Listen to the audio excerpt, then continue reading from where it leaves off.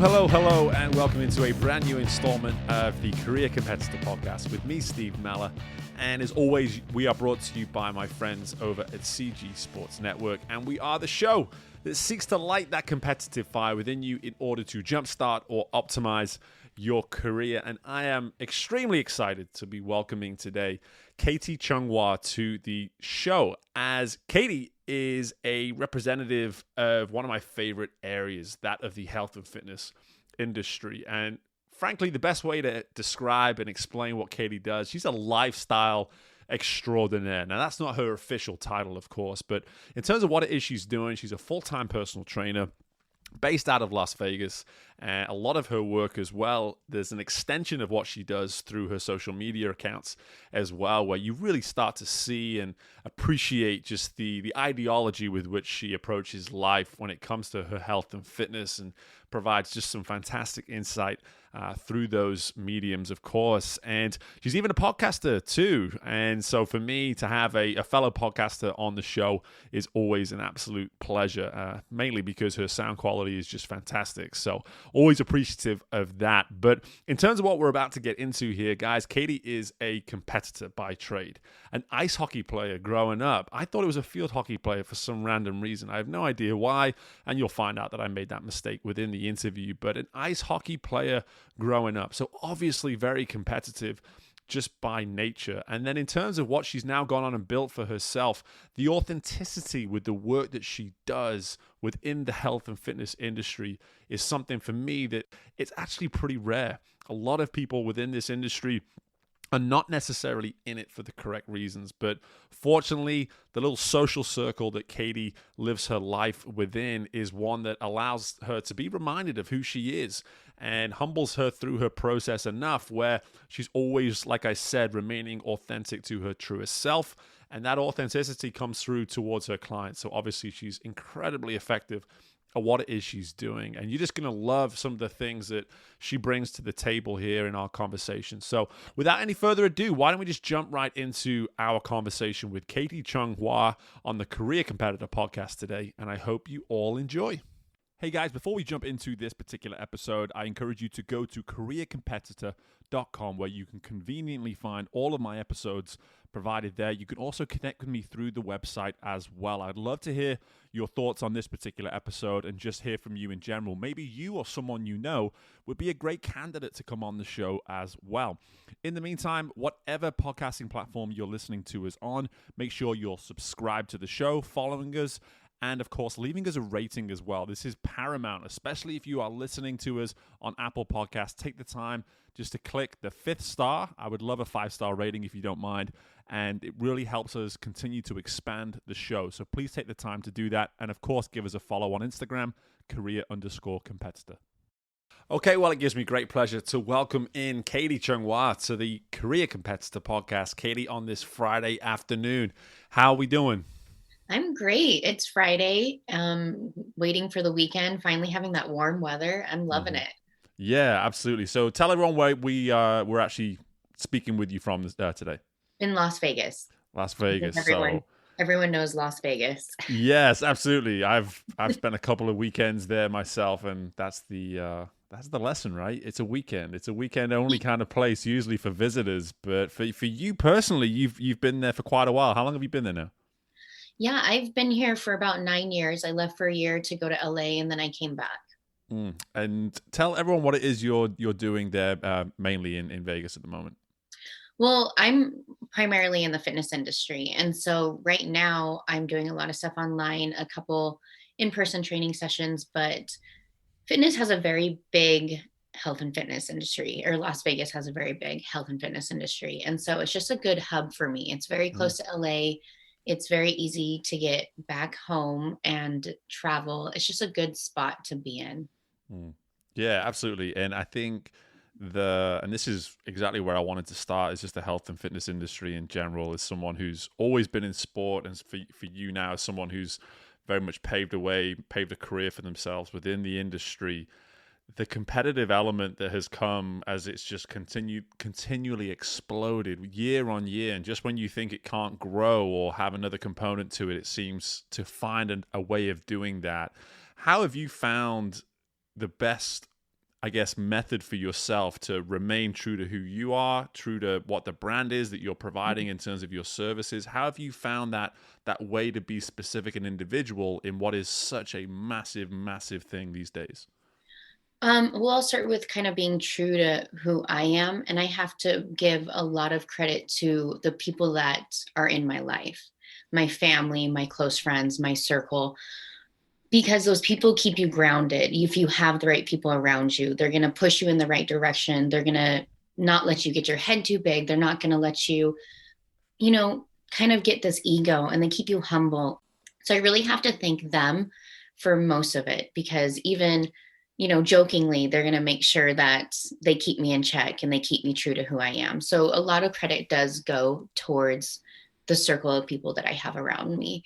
And two, when I'm a brand myself in, let's say, social media, and I do want to represent myself in a certain way. And so every time that I'm doing something, either on social media or, with my clients, I want to make sure that that reflects good on me and represents my knowledge in the health and fitness industry, and it's not something that's going to be acted on with emotion. And so I really try to stay grounded in that aspect to make sure that I'm representing what I want to represent. And I think too many people are just flying by the seat of their pants right now. And so just really trying to stay true to who I am and keeping those people around me that make sure that I'm right there doing it.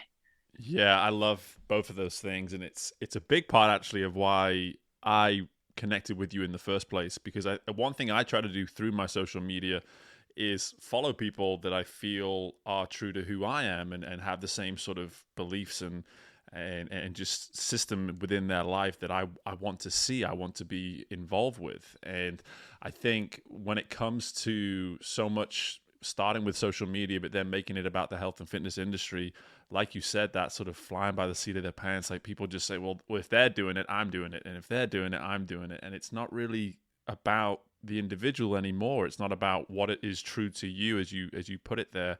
So when it comes to the humility component of having those people around you to sort of pull you back, if they ever sense that there's even an ounce of this sort of faker version potentially of yourself coming to the surface, what's been the most common thing that you've had to be grounded about? Like, I'm sure there's something that's maybe come up once or twice as you've gone through this process where people have had to say, hey, Katie, this is starting to look like it's happening. Like, try to refrain from that happening. I think more so priorities, when you're on social media or you're worried about your looks or you're comparing yourself to somebody else on social media. That's been a lot of, hey, you need to stop that. Or, don't you realize you do the same thing that other people do, and everyone's posting the best version of themselves. And, you can't get wrapped up in that type of thing. Also finding what's important, like my brother would call me out all the time on, it doesn't matter what you have or what these people say you need to have. So just really keeping those priorities straight and making sure what's important in life. Yeah, I love those. I love those sort of pillars, if you will, of priorities. That they sound fantastic, and I think let's go back now a little bit. This is a good opportunity just to kind of segue to you, the athlete. And we found this out when we got to speak a couple weeks ago that you started out in field hockey, and you're going to be a first in the career competitor history, the first field hockey player that we've had. Well, I think, it's actually ice hockey. So I did ice hockey. So I don't know if you had any other ice hockey players. Well, no, we haven't either. No, sorry. That's my mistake. I misunderstood when we spoke then. But either way, hockey nonetheless is a sport that, for me personally, I just have never been around it. I don't understand it. And in terms of the only thing I can think of in my life that is remotely similar would be that of soccer, in the sense that we're trying to get this thing into a goal and we're doing it as a team. And that's about the only, comparison I can actually see between the two. And for me, that was my first love. And for you as a hockey player, I am just completely fascinated by how someone who was obviously immersed in a team sport has now very much established something that is, an individual service that you're providing. So just let's go back to the hockey days first. Talk to me a little bit about the competitor that you were within that time in your life. Man, competition's like my middle name. Right? if there's one thing I miss, it's team sports, and it is that competition because I love it. It's Mm, what drives me. It's what made me train and get up in the morning. I wanted to be better than everybody. I wanted to be the best of my position. I wanted to help my team. I loved being able to be a part of that. I love the bond. I started out playing on like three different teams because I was actually a goalie when I played ice hockey. And so people were amazing in the hockey community. And I got to play on boys' teams, women's teams, girls' teams. And everyone was very supportive and really taught me how to play and even mm, gave me gear. And so I found this great family within the hockey community and being able to really build something because it was still like a fairly new sport in that city at the time. There just wasn't a lot of people playing it.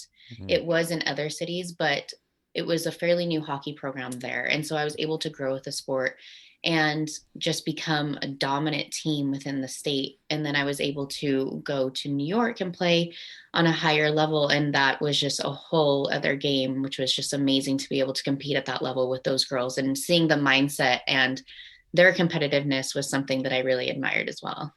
Yeah, I say this to people all the time on the show that I've yet to meet someone more competitive than myself. But I'm sure even when I say that, that it's not even true. I'm sure I have. And listening to you talk, it sounds like you're certainly one of those people that's probably said that sort of sentence before once or twice. When you made that step and you're around these women in the New York area and you sense that level of competitive drive unlike anything you've maybe seen or been around within a team before, what's the most humbling moment for you if you can remember where it's just like, oh shit, like maybe I'm not quite as competitive as I thought I was. Maybe there is this whole nother level that I've yet to even be exposed to. I don't even know if it was more competitiveness or more humbling that people can be better. Mm, Like I had room for improvement because I went in there being the best out of my state, even the best out of my region.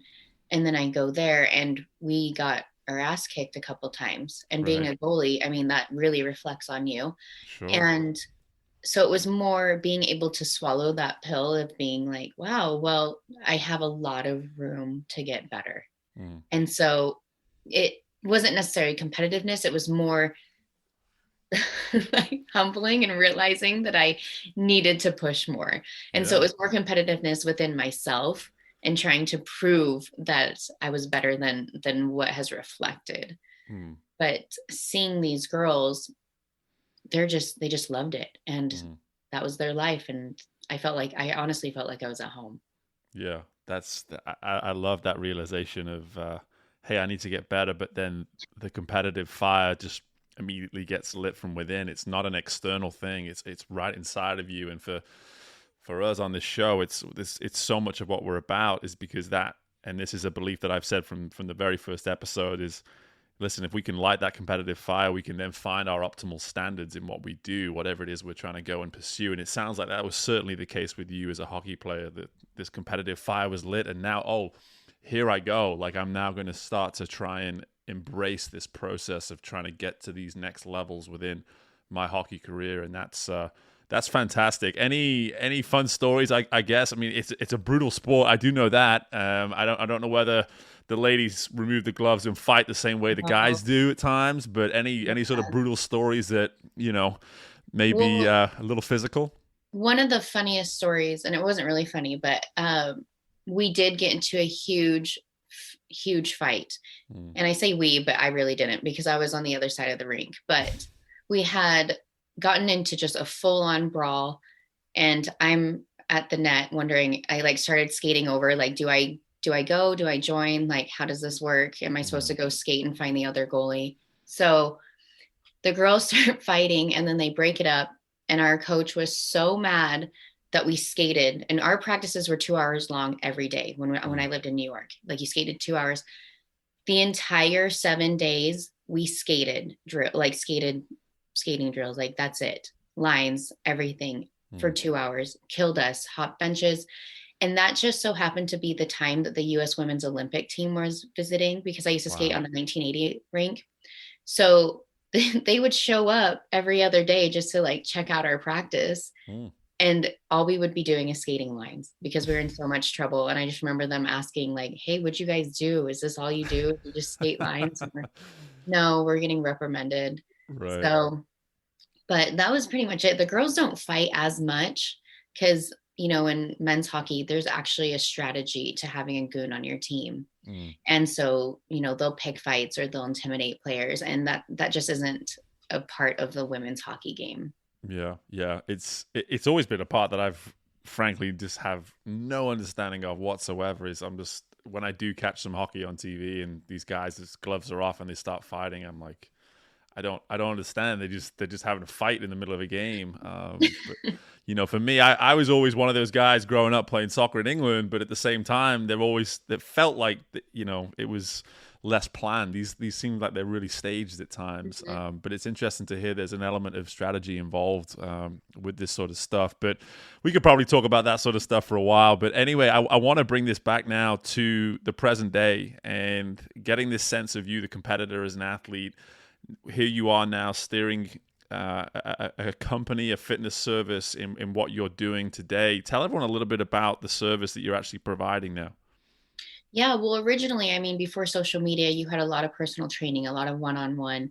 And now it's really converted into, online training, which I love to do, and apps. And so I have I have a new app that's coming out next week. And that has fitness programs. It has a nutrition guide. You can be in direct contact with me. So I'm still helping you. It's just more of I'm filming exercises that are uploaded all the time on there. So you can go pick and choose what kind of exercises you want to do. I still do the online training where it's more one-on-one. I love being able to have that personal connection with people. And then here in Las Vegas, I do have people that reach out to me, and I do some in-person training. It's just that I like to be able to be there for everybody. And because I travel so much, I don't like to have them rely on me and me not be here. So the online training really, really helps. But that's really what I do now. Obviously, I do social media influencing in that health and fitness space. And so I'm always posting, tips, tricks, education, workout videos, stuff like that. Yeah, and we're going to get all that information from you at the end, and certainly attach it to the episode as well. But in terms of as a personal trainer and that willingness to serve, that willingness to always be available to others, do you find it sometimes gets the better of you? Do you find that sometimes you have days where you feel as though there's just not enough of you to go around? I think it's more of competing with the misinformation that's out there. So, because it's fine when clients ask you questions, it's not okay when they're getting bad information from people on the internet and they're not listening to you and they're not trusting you. Sure. And so that is probably my biggest battle for me. As long as I'm planning and the information's going out there, I don't get overwhelmed. I get overwhelmed when I'm unprepared or when I'm trying to play catch up. The more prepared I am, the easier it is. I don't feel like I'm really spread that thin because the internet has been amazing with social media, able to put out all the information strategically, but it's having to fight the misinformation that's out there. And that's probably the hardest thing. Is there's just people who have never worked out or genetically born with a phenomenal body just start spitting out information to make money, and that's extremely difficult to have to go against all the time. Yeah, absolutely. I relate to this on so many levels, specifically within my job as a swim coach today. When you have an athlete that performs of a certain standard and they look at another athlete performing at a higher standard, the easy thing for them to do is just to judge and assess and not really be informed on what it is this individual's doing, and just to speculate. And it's a dangerous cycle for an athlete specifically to go down. But hearing it from your side as the instructor, that competitiveness that you have with pretty much just a false version of yourself. There's this made up version of yourself out there that you're having to battle, and you don't even know whether it's just one version. It could be multiple versions that you're having to deal and battle with. How do you communicate with your clients when this sort of information is brought to you? I think that I always use the line of let's just base it off of science. So if they ask me a question, I just kind of help talk them through it. Like, hey, does this make sense scientifically, what you're telling me? And where did the information come from? Mm. If you talk people through things, typically they can find out the problem on their own. But that's the biggest thing that I try and do is just, I mean, if you come at it where they get a sense of you're feeling threatened or something like that, they're going to think that your intentions are wrong. Mhm. And so if you can just point out what is wrong about what they're thinking or what they're thinking is correct, I guess, with, let's say, an exercise or a form, then talking them through them and educating somebody is going to be the best way for someone to understand. Why am I doing the thing that I'm doing? Because this is why. Oh, okay, then I'll do it. And I'll stop listening to A, B, and C on the internet.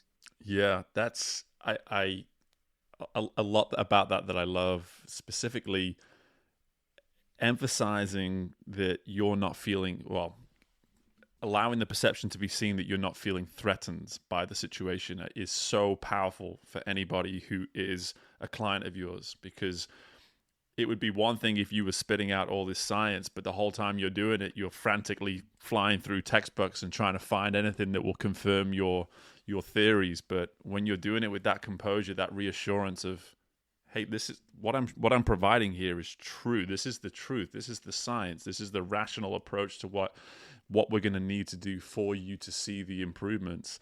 That's really powerful. And I think anybody listening to this should take that into whatever version of life they're dealing with, whatever career you're dealing with, is take a moment to seek somebody out that can maybe walk you off the edge a little bit and allow you to see things clearly. Do you find you have a lot of people in your life outside of obviously the clientele that you have within your business? People must see this about you as a friend. You must be someone that is a big go-to when it comes to that sort of thing. Yeah, I would agree. But I truly love that. If someone Yeah. comes to me and is asking me for any sort of help on so many levels. And I think you can agree that there's so many parallels in sports, especially team sports and Mm. life. I mean, I talk about not feeling threatened, and that's a sense of confidence that I think was instilled a long time ago, and that's from team sports. Mm. And then, we talk about humility, and that's because that's from team sports. You have to move on when you lose, Yeah. especially like being a goalie. Hey, I just got scored on, and if I'm going to let it get to me, I'm not going to save the next one. So Sure. I got to move on, and I got to move on in a split second. And so, you're getting that stuff from those sports growing up that is preparing you for life. And I tell everyone, every parent, every kid that they need to be involved in. I really emphasize team sports just because you have to deal with people when you grow up, and Mm. team sports is you're dealing with people. You're dealing with all types of people. I mean, there's girls on my team that are from all walks of life that are, the nerdy girls or the popular girls, whatever they are. They're all different types of people, and they're all coming together to resolve a similar goal. And that's exactly what's going to happen in real life. You're going to have to work with people. You're going to have to deal with ups and downs, and you can learn those lessons from a single game. Yeah. Yeah. That's really, really important to hear. And I think when I'm listening to this now and thinking, okay, if you're a client of Katie's and you're having a day where maybe your goal is to lose X amount of pounds, and you weigh yourself and you've added one or two, like that may be interpreted as a loss. That may be interpreted as some sort of defeat through the process. And having a voice potentially on the other side of a Zoom call or whatever it may be to sort of walk you through that and give an explanation and thoroughly analyze why that loss, why that defeat may have happened, but not to wallow in it and to move on from it and learn from it is powerful. And I think this is why I love talking to someone like you, Katie, because you are few and far between in the fitness industry. You are. And I think that it's important to emphasize that as someone who's seen hundreds upon hundreds, and I'm not exaggerating, over my years within sport, of so-called trainers, so-called coaches who believe that because they've seen someone do this, that they understand how to really share that information with anyone. It's just not true. And hearing your story, hearing your approach, emphasizes everything I believe in, which is just reassuring. It's reassuring, if anything. It's just like, okay, there are people like Katie out there. That's fantastic. That's fantastic. Before I let you go, please share all your information, because you're a fantastic follow on Instagram. I love watching your exercises. I even do some of the band work that you've shown recently. I'm not too embarrassed to admit that. I have a garage with bands and all this kind of thing, and my wife laughs at me while I'm doing it, but I'm all about it. Tell everyone where we can find out more, Katie. You can find me. My name is pretty unique. It's under Katie Chung Hua, and that's KATIECHUNGHUA, all across social media. So type that in and find me. Consistent. And tell us about the app that's coming out in a week. We're probably going to be releasing this a couple weeks after it comes out. So tell us. Perfect. Well, it's going to be, honestly, the best part is I can upload workouts every day if I wanted. And so I'm starting with a 6-week program that's for tone and leaning, and you can do it anywhere at home if you want to, just because of the world we live in right now. And it also is going to have abs, a leg workout. And like I said, I'm going to be able to upload consistently. So you're going to see new workouts coming out all the time. And the number one thing that everyone's been asking me for is help with nutrition. So it actually comes with a nutrition guide. That's great stuff, Katie. I knew I was going to enjoy this, and it's been way beyond even those expectations. So thank you so much for your time. I really appreciate it. I know how busy you are. So best of luck with the new app. Best of luck with everything. Look forward to continuing to follow everything you're doing. Okay.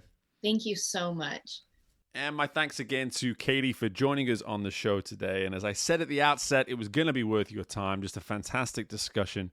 And for me, I sometimes like to just find this one word that really highlights the content that was provided by my guest. And one great word, I think, for everything Katie brought to the table here is that of honesty. Think about it, whether it was avoiding comparisons, the way she has priorities in her life, being humbled by just simply seeing someone who's better than you at something, even her social circle, the people she surrounds herself with, people willing to be honest with her so she can remain honest with herself. So in terms of your competitive process, honesty is a massive, massive part of it. And if it isn't, it should be. It's a very, very valuable asset that can get you a long, long way. So something that I certainly took, I'm sure you took your own nuggets of information along the way too. And the great thing about this discussion was just because of her background as an athlete and now really venturing out on her own and creating her own company and doing so in her own unique way, there's just a lot of applicable content here, guys, for just about anyone and everyone in terms of whatever your walk of life may be. So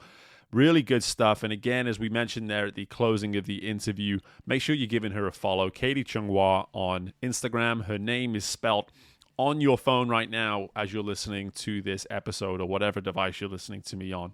Look at her name, type it into Instagram. You will not regret it. Some fantastic content for just about anyone and everyone that takes any sort of pride in their health and fitness. So again, thank you to Katie for joining us today. In the meantime, hey, if you're new to the show, appreciate you stopping by and giving us a listen. Go back, listen to some of the great content that I've been providing lately, courtesy of so many awesome guests. In addition to that, I also provide these things called competitive calls, little 5-10 minute episodes where I just take some food for thought, get right to the point, and try to maybe bring some challenge to your perspective, let's say, on how best to go about your day, go about your process, and just simply be competitive. So go back, take a look at some of my past episodes. I really don't think you'll regret it. Some great content on there. Be sure to leave us a rating. Be sure to be subscribing to the show as well. And in the meantime, as always, guys, best of luck with anything and everything you've got going on within your world. And I look forward to speaking with you all again very soon. Bye for now.